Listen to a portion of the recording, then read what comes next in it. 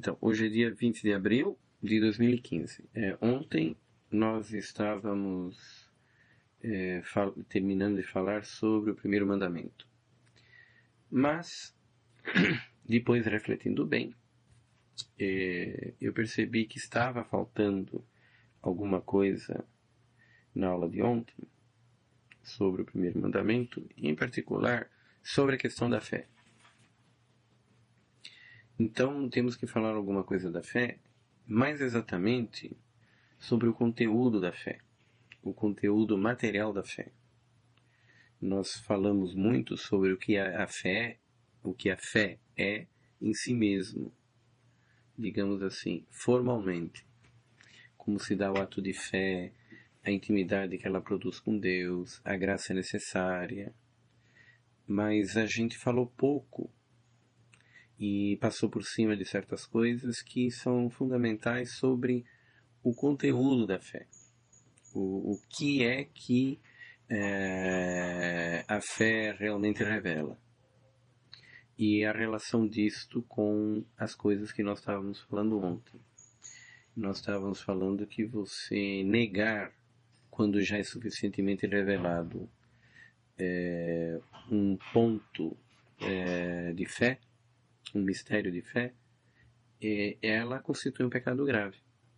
E a gente estava falando do dano que isso produz na gente. Porque a vida espiritual é longa e a vida é curta. E a gente não pode perder tempo discutindo pressupostos que são necessárias uma erudição tremenda e que a maioria das pessoas não tem, e que a gente só vai acabar chegando a uma conclusão depois de a vida inteira se chegar. E que então Deus, inclusive, fez um ato de misericórdia. Ele demonstrou misericórdia para conosco, nos revelando já pronto, mastigado, aquilo que a gente precisa crer para não perder tempo com isso. E ele já deu uma ciência superior de coração aberto. E ele pede, por favor, olha, se você tiver tempo e condições de discutir, analisar, aprofundar, faça isso para proveito de todos. Mas se não tiver, esqueça, acredite, sou eu que estou falando e vamos correr. E se você puder estudar essas coisas a fundo, ótimo, estude, mas não duvide, começa a correr. E estuda por fora, digamos assim, ou estuda em paralelo. Mas o que faltou a gente colocar, e que isso é importante para a orientação da nossa, qual é o conteúdo. Eu esqueci de falar desse ponto. Quer dizer, qual é o conteúdo que a gente, digamos assim, é necessário que a gente creia para que a gente possa seguir uma vida cristã. Como a gente estava falando, a Sagrada Escritura e a revelação, eles são bastante claros que a vida espiritual, a vida cristã, começa justamente pela fé. É o primeiro ponto. O primeiro sinal de que a graça esteja agindo sobre uma pessoa é que ela é capaz de crer. Ela manifesta que ela crê. E que ela crê de um modo que ela está enxergando o sentido, o conteúdo da revelação divina com a ajuda da graça. Isto não dá para se medir por instrumento de laboratório, por teste físico-químico, por teste farmacológico, por teste eletrônico, mas conhecendo o desenvolvimento da vida espiritual, e a gente pode fazer uma certa análise e ter uma certa convicção de que uma sementinha que, em princípio, pode ser indistinguível de uma opinião qualquer, mas dentro do contexto do que a gente conhece do desenvolvimento da vida espiritual, tem os sinais de que aquilo ali é algo que está ocorrendo com a ajuda da graça divina. Então, o começo da vida espiritual, ela sempre começa pela fé. E existe um texto da Sagrada Escritura que é muito claro em relação a isto, que é a Epístola aos Hebreus, capítulo 11, verso 6, onde ele primeiro diz o que é fé. Ela dá duas definições de fé. A fé é a substância do que se espera e um argumento das coisas que não se veem. São duas definições que São Paulo coloca. Mas depois, no verso 6 desse capítulo, ele diz: sem fé é impossível ser agradável a Deus. Porque aquele que se aproxima de Deus deve crer que Ele existe e que recompensa aqueles que o procuram. Então, esse texto é de uma claridade meridiana e é usado abundantemente por todos os teólogos que tratam do assunto que a gente vai falar agora. Quer dizer, o que é que nós temos que crer para poder seguir uma vida cristã? E qual é o conteúdo, digamos assim, que nós temos como que uma obrigação de crer? E aqui diz claramente: sem fé é impossível agradar a Deus, porque quem se aproxima de Deus, em primeiro lugar, deve saber que Ele existe. E, em segundo lugar, que Ele recompensa aqueles que o procuram. Ou seja, que não só Ele é Deus e existe, mas que Ele realmente se aproxima das pessoas que o procuram, pela sua graça. Essa recompensa àqueles que o procuram não é em dinheiro, tá? Não é em saúde, não é em fama. Pode até ser, acidentalmente, em algum caso. Mas essa recompensa é Ele próprio. Quer dizer, não é apenas você crer que Deus existe e está lá em algum lugar, criou o universo inteiro e está preocupadíssimo com o mecanismo de funcionamento do cosmos. E você é um simples grão de areia minúsculo no meio do oceano, ele nem tem conhecimento, nem quer saber quem você é. Muito pelo contrário, ele se aproxima de quem o procura. É isso que significa que ele recompensa aqueles que o buscam. Então, estes são, inclusive por uma declaração explícita das Sagradas Escrituras, são dois pontos sem os quais é impossível se aproximar de Deus. Então, são os pontos mais centrais que existem na fé, que é você crer que Deus existe e que Ele está interessado em nós. Ele se aproxima e recompensa aqueles que o buscam. Ou em outras palavras, que existe um prêmio eterno para quem busca a Deus. Certo? Então, sem isto, não existe vida cristã. Então, estas coisas não é lícito duvidar. Tá? A partir do momento que você que Deus já te concede a graça de você tê-lo compreendido, não é justo, não é honesto, e é um pecado grave, e é um ultraje a Deus, e além disso um prejuízo tremendo que você causa para a tua própria alma, porque sem isto é impossível você fazer nada espiritualmente. Não é lícito você negar essas coisas. Negar essas coisas seria um pecado grave e um dano gravíssimo que você estaria fazendo contigo mesmo. Só que além disso, existe uma outra frase, um outro texto no Novo Testamento, que este não seria necessário existir, tá? Se este texto não existisse, você poderia deduzir a mesma coisa de inúmeras outras maneiras. Inclusive, eu estou citando este apenas porque este é literalmente escrachadamente claro. Mas em relação à profundidade do conteúdo, teria outros muito melhores. Está no Atos dos Apóstolos, capítulo 16, verso 30 e 31. É uma situação em que São Paulo e um colega estavam presos numa cadeia, agrilhoados. Eles começaram a rezar e a cantar, e de repente as cadeias se abriram, as cadeias se desamarraram, as portas da cela se abriram e os prisioneiros ficaram todos soltos. Aí o carcereiro, quando percebeu isso,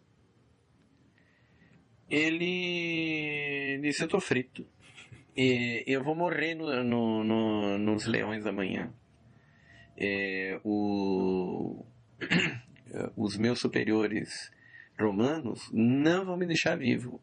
Então a melhor coisa é vão me matar. E aí ele já estava tentando se matar quando São Paulo chega para ele e diz assim: não faça isso. As cadeias caíram, a porta se abriu, mas ninguém fugiu, nós estamos todos aqui. O quê? Sim. E aí ele acreditou que aquilo era coisa de Deus, o carcereiro. E aí ele perguntou: senhores, o que eu devo fazer para ser salvo? E Paulo respondeu: creia no Senhor Jesus e serás salvo tu e os teus. Ele não disse, é o mesmo São Paulo que escreveu que é necessário crer que Deus existe e que ele recompensa aqueles que o buscam. Aqui ele não disse isso. Ele disse: creia em Cristo, creia em Jesus e serás salvo tu e toda a tua família. Então, justamente por causa disto, e não só por isto, por outras coisas, por outros argumentos, inclusive bem mais profundos, mas que seria mais difícil de expor tão sucintamente, a tradição cristã, a teologia cristã, ela diz que não é só o essencial da fé, não é apenas você crer que Deus existe e que Ele recompensa aqueles que o buscam. É necessário também crer em Cristo. Tá? E por que é necessário crer em Cristo? Porque, na verdade, quem se comunica pela graça, quem nos transmite essa graça que vem de Deus, antes da encarnação do Verbo e da ressurreição de Cristo, era o próprio Verbo em sua divindade. Então foi o Verbo que falou com os profetas e os justos do Velho Testamento. Eles ouviam a palavra de Deus que vinha pelo Verbo. E depois este Verbo se encarnou. E ao ele se encarnar e se fazer homem e ter ressuscitado, ele, em sua natureza humana ressuscitado, que nos transmite essa mesma graça que em sua divindade primeiro vinha através dele, sem ser por sua humanidade.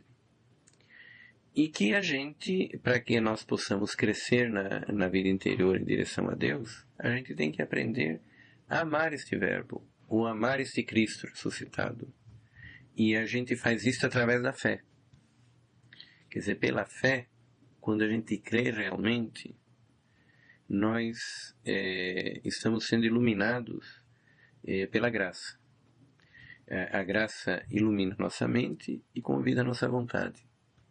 Mas essa graça, ela vem da humanidade de Cristo. Então, não basta apenas a gente crer que Deus existe e que Ele recompensa. É necessário a gente crer no próprio Cristo, no mistério de Cristo. Porque, na verdade, é através da intermediação dele que nos chega essa graça com que Deus nos quer recompensar. Então, o terceiro ponto, digamos assim, importante da fé, que é imprescindível e tem uma hierarquia maior do que todos os outros, é justamente o mistério de Cristo. Concretamente, o quê? Que ele se encarnou, quer dizer, ele se fez homem, o Verbo, a segunda pessoa da Santíssima Trindade, que em Deus existe o Pai, o Filho e o Espírito Santo. O Filho, a segunda pessoa da Santíssima Trindade, esta se encarnou e se fez homem. E se encarnou para nos salvar. E que depois, aos 33 anos de sua vida, ele se ofereceu em sacrifício pelos pecados dos homens. A redenção que chega, esta graça que chega até nós pela humanidade do Cristo, ela chega efetivamente quando nós cremos nele e ele como que está em contato espiritual conosco e nos repassa esta graça. E é pela fé que se manifesta uma força de Deus em nós, que é a própria graça que vem pelo Cristo ressuscitado. Mas isto vem pelos méritos que ele teve ao se oferecer em sacrifício por nós na cruz. Este é um assunto complexo e que não é necessário a gente saber todos os detalhes, mas é necessário que a gente creia nisto. Então nós temos mais dois mistérios fundamentais: a encarnação e a redenção. A encarnação é que das três pessoas divinas, uma se fez homem e viveu entre nós. Isto é o mistério da encarnação.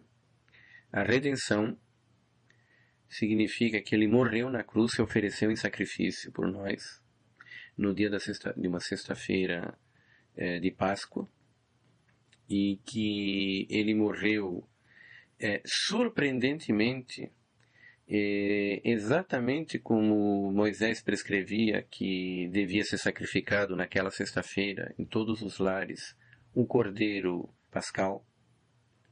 Então, os romanos, quando crucificaram Jesus, eles mataram ele na mesma hora em que todo mundo estava oferecendo o cordeiro pascal na sua casa, e exatamente seguindo as mesmas regras que, muito mais cruel, de fato, o cordeirinho pascal não sofre tanto quanto sofreu Jesus, mas seguindo as mesmas regras do cordeiro pascal.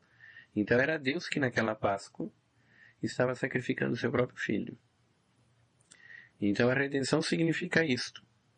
Não só isso, mas pela sua morte ele ganhou os méritos para nos redimir, e pela sua ressurreição, que ele continua vivo em carne e osso, ainda que de forma gloriosa.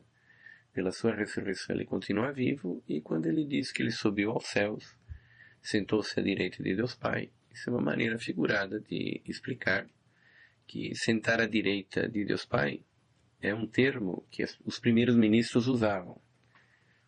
Antigamente os reis se sentavam no trono e os ministros se sentavam à direita, para significar que depois dele,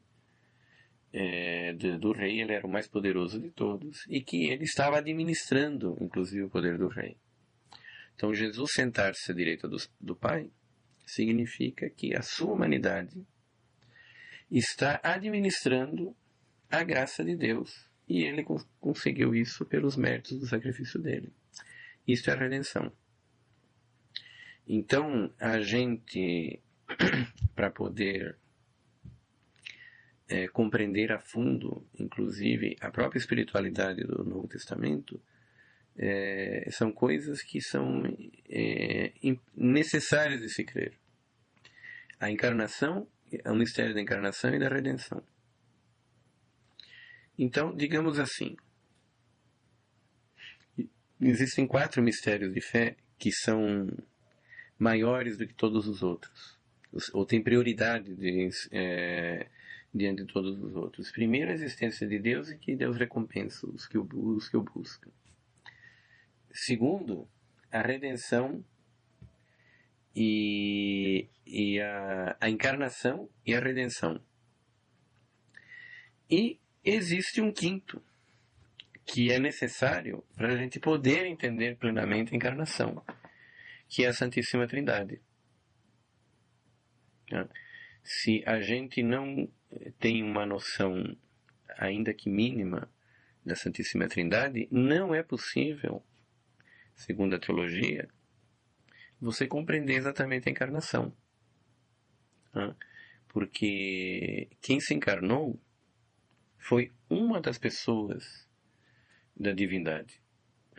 Em Deus existem 3 pessoas: o Pai, o Filho e o Espírito Santo. E essas 3 pessoas são um só Deus. Elas são realmente diferentes uma das outras, mas não porque são 3 deuses. Elas têm praticamente tudo em comum, exceto as relações de filiação e de processão do Espírito Santo. Elas têm em comum, inclusive, a própria existência. A existência do Pai não é diferente da existência do Filho. E a existência do Filho não é diferente da existência do Espírito Santo. Eles são um só Deus, uma só essência, uma só existência. E é exatamente por isso que você não pode separá-los. Onde está o Pai, está o Filho. E onde está o Filho, está o Espírito Santo. E onde está o Espírito Santo, estão os outros 2. Porque se você pudesse separá-los, aqui está um e o outro não está lá, é porque eles teriam existências diferentes. Apesar disto, eles não são o mesmo, eles diferem. Eles diferem de uma maneira que, teologicamente, dá até para explicar, até um certo ponto. Mas que a gente não precisa entrar nisto, porque nem mesmo a Sagrada Escritura revelou explicitamente isto. Isto é dedução teológica, apesar de ser praticamente certa. Mas, em suma, apenas uma das pessoas se fez homem. Tá? E essa só uma das pessoas se fez homem, que é a segunda, que é do Filho. Ao fazer-se homem, o que a gente quer dizer não é que ele entrou dentro de um corpo humano. O corpo humano de Cristo não encerra a pessoa do Filho. Inclusive, em Deus não houve mudança dentro da divindade depois da encarnação. O que aconteceu é que esta segunda pessoa da Santíssima Trindade, ela assumiu, uniu-se a uma natureza humana. Certo? Então, em Deus não aconteceu nada. Deus não encolheu e nem entrou dentro do ser humano. Deus criou uma natureza humana que não foi produto de uma relação sexual.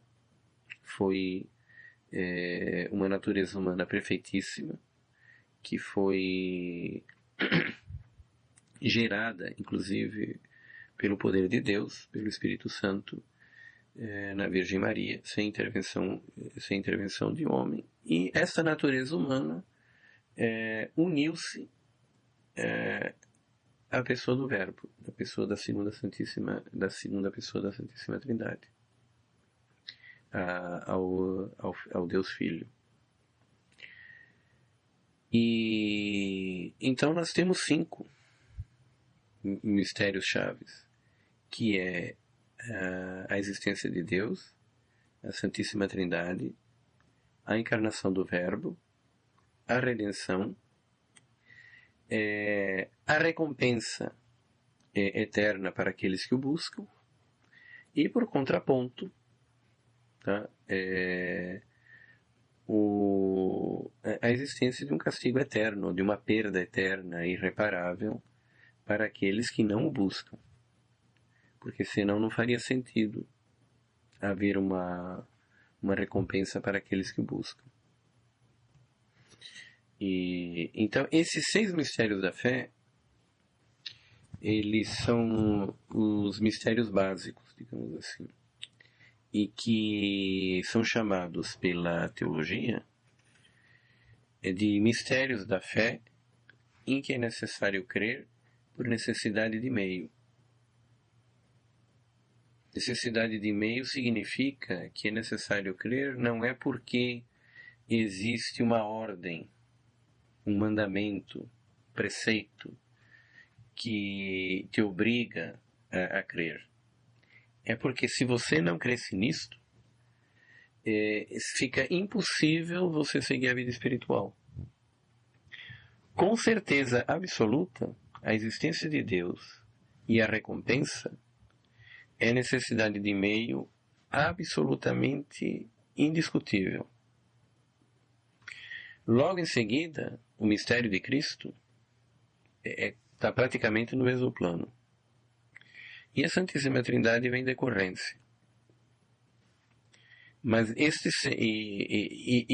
último, digamos assim, pode até ser algo discutível que seja tão necessário assim como necessidade de meio, mas o fato é que sem o sexto, que existe uma perda eterna para os que não o buscam, fica ininteligível o verdadeiro sentido do quinto. Então se considera que esses 6 são os mistérios da fé que nós temos que crer por necessidade de meio, porque supostamente nem Deus poderia dispensar-nos de crer nisto, porque sem eles você não consegue viver a vida espiritual. Com certeza absoluta, os 2 primeiros é evidente. Não adianta buscar a Deus se você não crê que Ele existe. E se você não crer que é possível buscá-lo, porque Ele se aproxima de quem o busca. E esses 6 mistérios, esses 6 mistérios da fé, a teologia diz que eles não só nós temos que saber, nós temos que conhecê-los, mas a gente tem que explicitamente ter crido neles para poder receber os sacramentos. É possível, é uma coisa plausível que os sacramentos podem não ser válidos se uma pessoa se aproxima deles mesmo de boa vontade, sem que ele creia, sem que ele tenha crido explicitamente nesses 6 pontos. Esses 6 pontos são de necessidade de meio por causa disso. Não há desculpa para você não crer neles. Eles são necessários para poder iniciar uma vida espiritual. Então,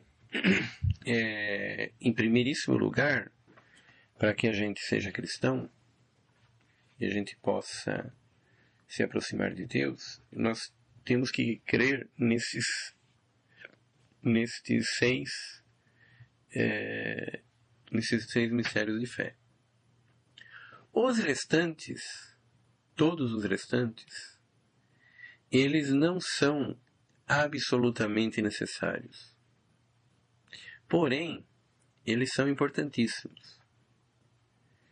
E quanto mais a gente os conhecer, mais a gente pode crescer na fé. E estes outros, em primeiro lugar, são aqueles que estão nomeados no credo. Aquela oração que começa assim: creio em Deus Pai Todo-Poderoso, Criador do céu e da terra, e em Jesus Cristo, seu Filho único, etc, etc. Esta oração, esse credo, a profissão de fé, ela foi composta no ano 313 por uma reunião dos bispos de toda a cristandade no primeiro concílio ecumênico que existiu em Nicéia, para resumir os principais pontos da fé cristã que nenhum cristão deveria deixar de compreender e crer explicitamente. Então, digamos assim, o mínimo do mínimo, que não tem dispensa em caso nenhum, que inclusive a vida espiritual se torna quase sem lógica e fundamento, são esses 6. Mas o ideal é que nós crescemos, pelo menos, em todo o conteúdo do credo.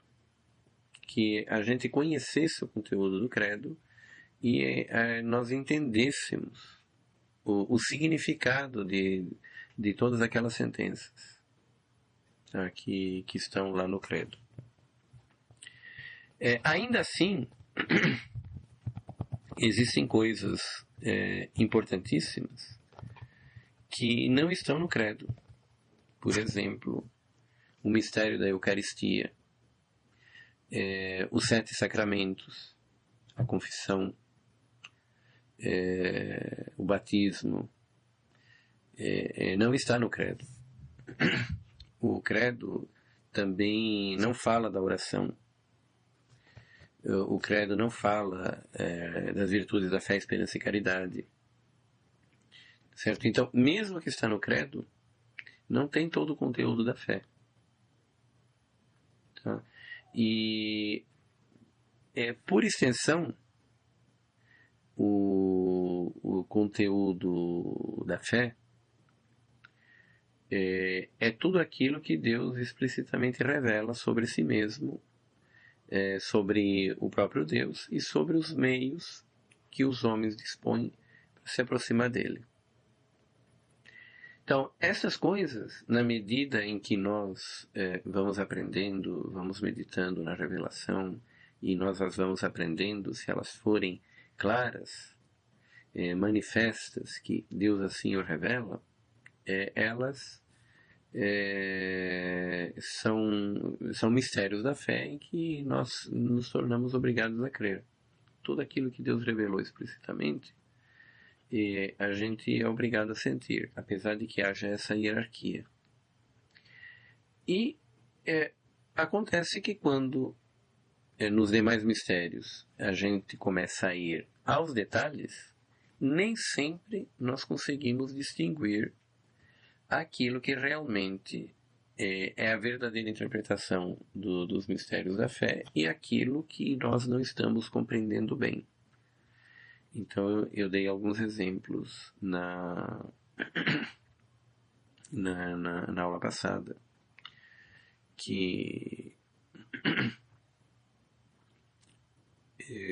tem muitas passagens da Bíblia que não são claras por si só. E quando uma passagem da Bíblia não é clara por si só, por exemplo, Jesus, quando celebra a Eucaristia, ele diz: isto é o meu corpo, e este é o cálice do meu sangue. Fazei isto para celebrar a minha memória.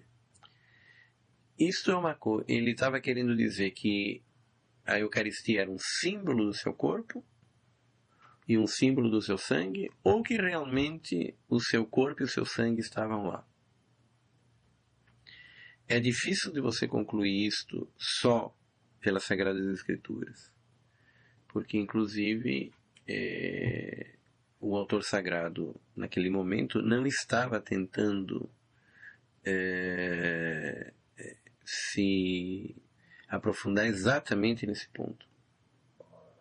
Tanto pode significar uma coisa como pode significar outra, inclusive porque tem um lugar da Sagrada Escritura onde Jesus diz: eu sou a porta, eu sou a porta, aquele que passar por mim está no caminho correto, quem passa por fora, pula pela cerca, é ladrão e salteador.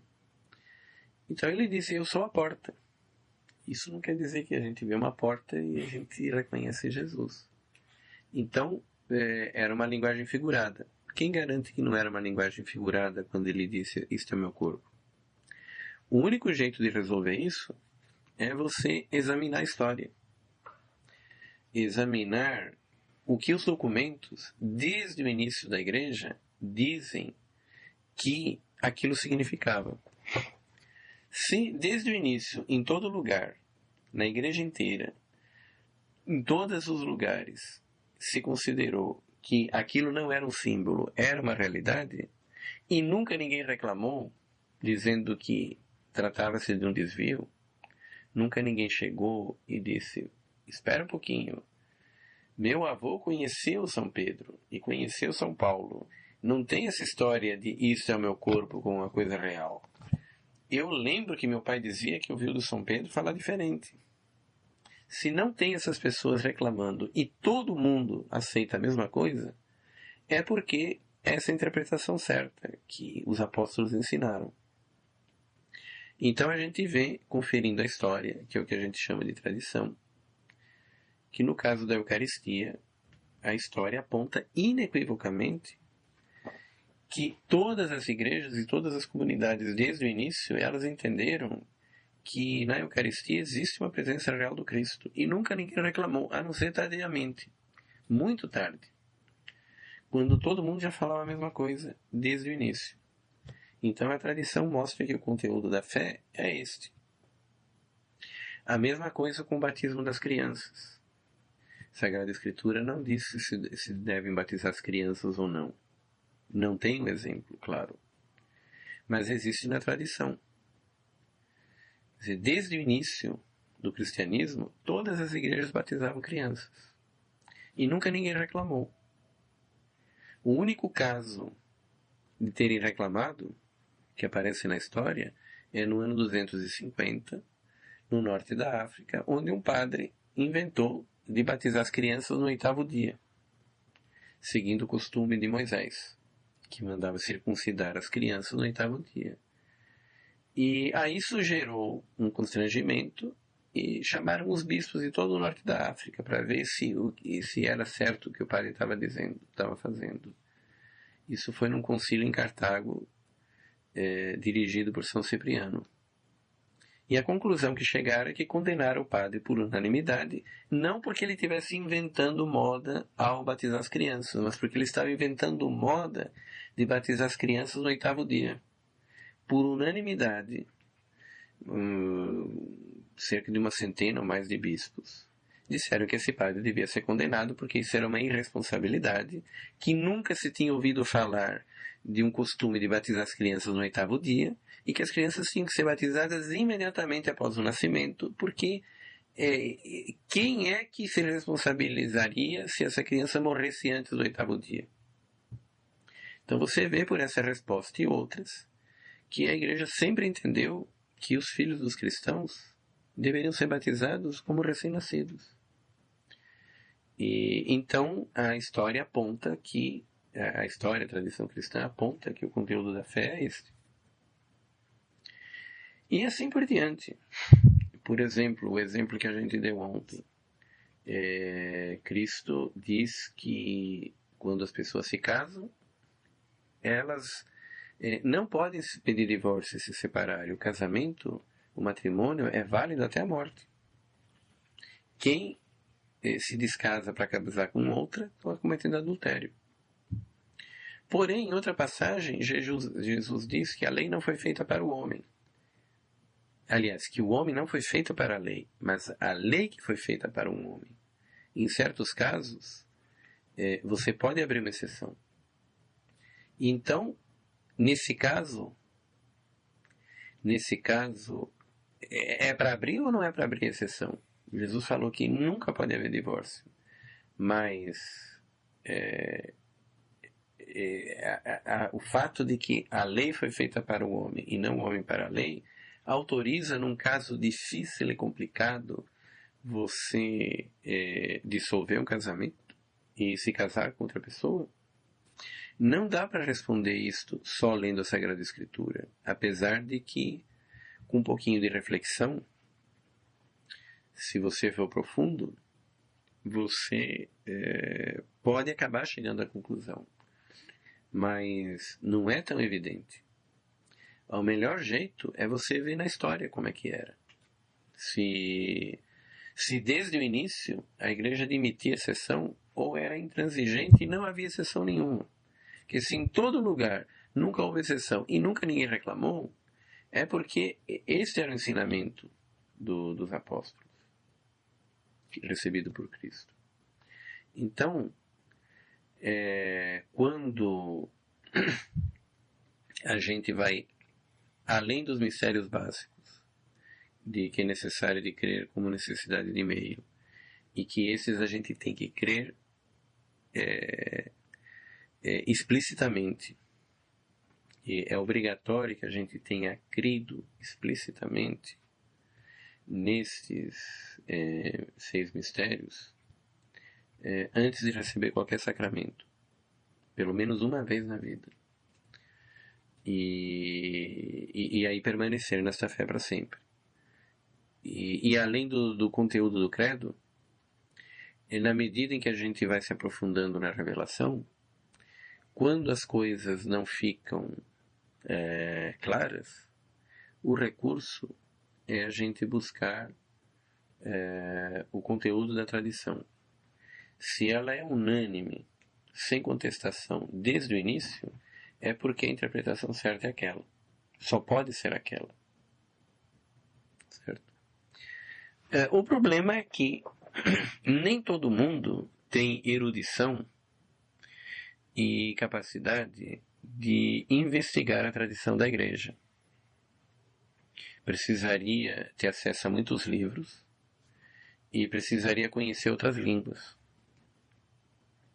E, além disso, precisaria também conhecer história para poder encaixar as coisas nos seus devidos contextos. E isso não seria, então, amplamente acessível a todos.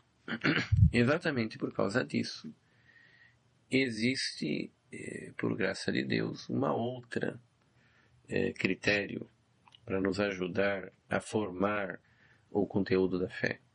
Esse que a gente precisa ter para não se preocupar com isto e a gente poder avançar na vida cristã. Ou, se a gente se preocupar com isto como um aprofundamento. Não porque a gente precise desempatar o conteúdo da fé por nós mesmos. E esse recurso é a própria autoridade que Deus deu à igreja, de ligar e desligar. E que se Deus não tivesse dado essa autoridade à igreja de ligar e desligar, a vida cristã seria uma confusão, porque milhares de pessoas poderiam chegar a conclusões diferentes. Os grandes santos, que têm uma intimidade mais profunda com Deus, poderiam acabar enxergando corretamente tudo. Mas a grande maioria das pessoas, e aqueles que estão no meio do caminho, e a maioria ficam no começo do caminho, elas não teriam como desempatar e também não teriam como distinguir quem é que realmente está próximo de Deus, porque existem muitas maneiras de enganar as pessoas, ou as pessoas se enganarem a si mesmas. Então, Deus deu a nós o privilégio de Ele ter fundado uma igreja. A Igreja Católica Apostólica Romana foi fundada por Jesus Cristo para isto e para outras coisas. Então ele deu autoridade aos apóstolos e aos seus sucessores de ligarem e desligarem as coisas da terra e seriam ligados e desligados no céu.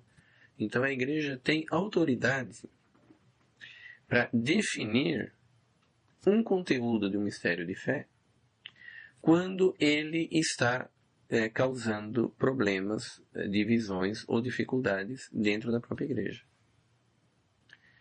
Você veja, o que é importante entender isso. A igreja não tem autoridade para exigir que você creia no que ela bem entende. Tá? Ela não tem autoridade para exigir que você creia em verdades filosóficas, por exemplo, que não tem nada a ver com o conteúdo da fé. Então, o que seria uma verdade filosófica? Por exemplo, qual é o melhor sistema de governo? É o parlamentarismo, o presidencialismo, a monarquia, a ditadura, ou sabe lá o quê? Isto, a igreja não tem autoridade para obrigar a você crer na monarquia e você ter que votar na monarquia ou no presidencialismo e você não ser livre de fazer diferente porque a igreja está mandando. Tá? Isto não pertence ao conteúdo da fé.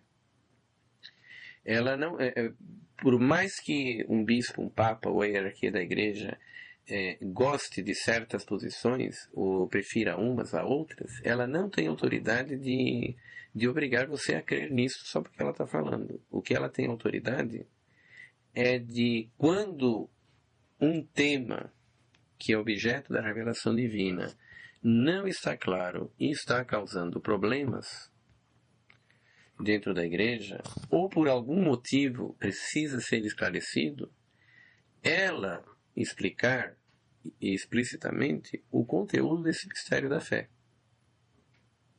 Então, não é uma intervenção na liberdade das pessoas. Não é um poder indiscriminado. Tá? E, além disso, ela não pode inventar conteúdos novos da fé. Então, Jesus, ele instituiu 7 sacramentos. A igreja não tem autoridade de abolir um e nem de inventar um 8º. Tá? Ela se limita, para o bem dos fiéis, a dirimir essas questões difíceis. E que é justamente para que a gente corra na vida interior, que a gente não precisa se preocupar com isso. Só que neste ponto, justamente quando a igreja define um mistério de fé com autoridade, com explícita autoridade de fazê-lo, isto passa a ser conteúdo obrigatório da fé. Inclusive porque, se não passasse, toda a fé cristã ela se tornaria inválida, porque você acredita que foi Deus que instituiu a igreja e lhe deu esse privilégio e garantiu que as portas do inferno não prevaleceriam contra ela, e ela pode definir coisas que estejam erradas. Então, o fulano que criou isto não pode ser Deus, porque quem instituiu isto não tem autoridade divina, é um indivíduo que se enganou, certo? Então, o conteúdo da fé, o que nós somos obrigados a crer dessa maneira, sob pena de falta grave, mas que na verdade não é nenhuma imposição, é para aliviar o fardo e para a gente poder se preocupar com o importante, são estas coisas. Isto não dá autoridade à igreja para cometer arbitrariedades. Ela não tem direito de definir como verdades de fé coisas que não estão contidas na revelação. E ela não pode obrigar você a pensar de um modo ou de outro, conforme ela queira, a não ser nos mistérios da fé, que isto normalmente ela faz, inclusive, quando é necessário para o crescimento espiritual dos fiéis. Então, e é um serviço que, na verdade, ela presta. Um serviço altamente valioso, porque senão seria uma loucura. A vida espiritual seria impossível. Seria um caos. A gente teria que se preocupar com discussões infinitas e que não terminariam nunca.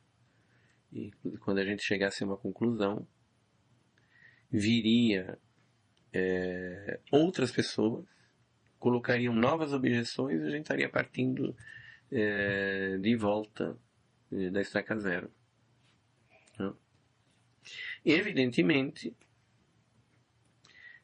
as definições disso que a gente chama que é o magistério da igreja, elas têm que ser coerentes com a tradição cristã. A igreja não pode, nunca definiu nenhum mistério de fé que depois se descobriu que era incoerente com os dados da tradição cristã. que desde o início sempre se pensou de um jeito.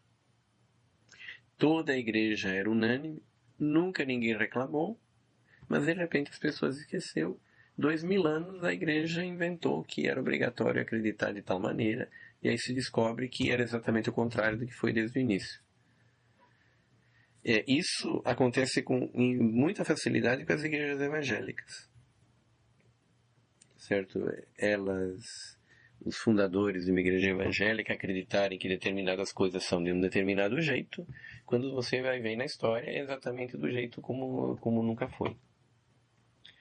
Então, o que é um sinal, inclusive, de que o magistério da igreja está muito bem montado. Tá? Porque é de uma coerência absolutamente extraordinária. Certo? Então,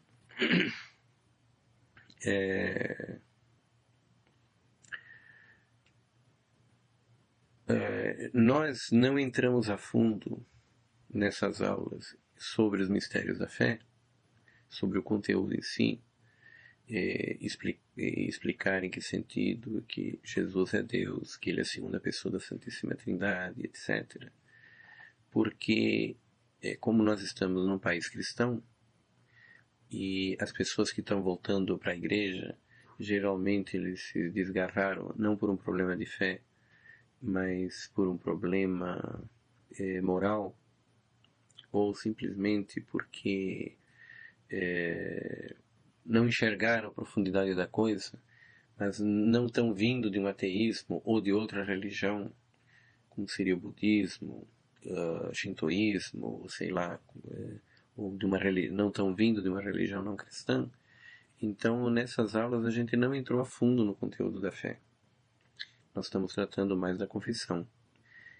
E eu imagino que quem esteja ouvindo estas aulas, ele não tenha dificuldade de crer que Deus existe, que Ele recompensa as pessoas que dele se aproximam. Poderia ser um caso de um budista, certo? Que ele também não tenha dificuldade em crer na Santíssima Trindade. Ele pode não compreender a coisa a fundo, mas é tão comum se falar do Pai, do Filho e do Espírito Santo, que não existe grande dificuldade em aceitar isto. Uma vez que a gente aceite que as Sagradas Escrituras, aceite a Igreja, nós naturalmente aceitamos a Santíssima Trindade, mesmo sem compreendê-la em toda a sua profundidade, que é muito difícil. Nós cremos que se a Igreja ensina assim, e a Sagrada Escritura fala assim, e a tradição cristã fala assim, nós cremos que é verdade, e com o tempo nós vamos nos aprofundando. Então eu não entrei no mérito desses assuntos, porque eu imagino que ele não tenha dificuldade. Se eu estivesse falando de alguém que tivesse vindo de um ateísmo declarado ou de uma religião não cristã, aí a gente deveria ter começado essas aulas a partir de uma exposição da fé. E eu imagino que não seja esse o nosso caso. Se é o caso de alguém que ouvir estas aulas e se enquadra dentro disto, então eu aconselharia que antes de se confessar, que essa pessoa fosse procurar informar-se em algum livro ou com alguma pessoa sobre fosse procurar com alguma pessoa que pudesse ajudá-la para ter uma orientação um pouco mais explícita sobre a fé, até resolver todas as dúvidas que ela pudesse ter. Tá? Não é um pecado contra a fé quando a situação em que nós não conseguimos compreender exatamente o mistério por causa da sua profundidade, mas aceitamos que ele seja assim. O mais difícil dos mistérios da fé é a Santíssima Trindade. Pode-se estudar a Santíssima Trindade a fundo até a gente esclarecer todas as dúvidas, não para aprová-la. Mas é difícil realmente que uma pessoa compreenda como 3 pessoas podem ter uma existência comum e ainda assim serem 3 pessoas diferentes, compartilhando a mesma existência, a mesma essência e sendo um só Deus. Parece uma contradição de que o que é 3 é 3, o que é 1 é 1. 3 não pode ser 1 e 1 não pode ser 3. E isto tem uma explicação teológica e metafísica, mas não está ao alcance de todos, porque exige estudo, profundidade, etc., e nem todos têm esse tempo. Nenhum ser humano está excluído de poder acompanhar isso, mas exige tempo. E não compreender como isso se explica não é obrigatório para a fé. Basta, pelo menos como exigência mínima, que a gente aceite que se é assim que está escrito na Sagrada Escritura e que nós compreendemos que foi Deus que revelou, deve haver alguma explicação. E de fato há. Mas a gente não é obrigado a saber explicá-la. A Eucaristia é uma coisa semelhante. Na Eucaristia está realmente presente todo o Cristo ressuscitado, corpo, sangue, alma e divindade, presente na hóstia consagrada e no vinho consagrado. Explicar isto é uma coisa complexa, menos complexa do que a Santíssima Trindade, mas também não é uma coisa fácil. Mas não se exige isso para a fé. Nem todos são obrigados a entender como é possível que Jesus esteja realmente presente na Eucaristia. Basta que a gente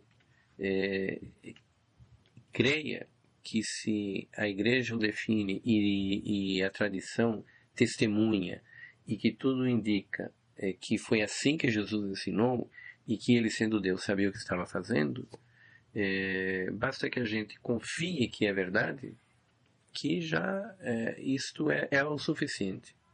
E é o suficiente, inclusive, para a nossa vida espiritual. É o suficiente para a gente receber os frutos da Eucaristia, da prática eucarística.